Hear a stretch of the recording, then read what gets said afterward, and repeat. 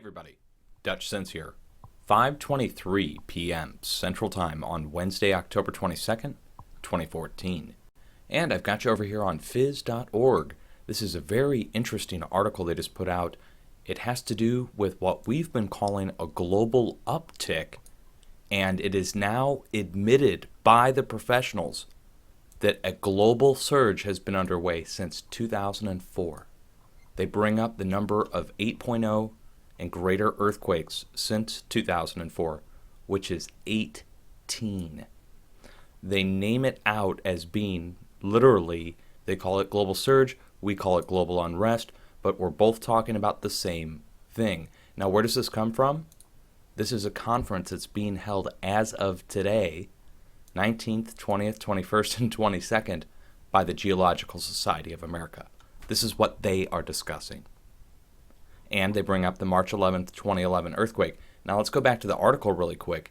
I'm not going to read it to you or anything. You guys can come over here and check this out.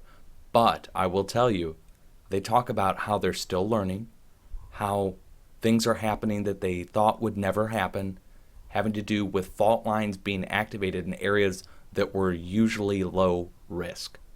Now that could mean anywhere from Oklahoma at the fracking operations where they said that that would never happen, and they had to readjust their entire way of thinking in light of the new activity that's been going on. Let me just go ahead and show you really quick.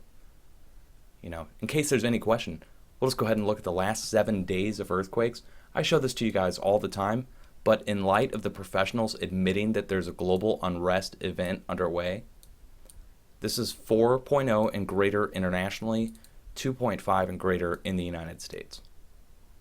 But internationally, take a look at what's going on. And again, this is just the last 7 days. And you might say, oh, those are just small earthquakes. Okay, let's look at the 5.0 and greater. There we go. No longer will we call it unrest. Now we will call it global surge. All right?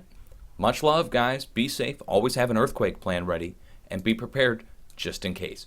You may never have to use it, but it's a good idea to have one. Even in low-risk areas.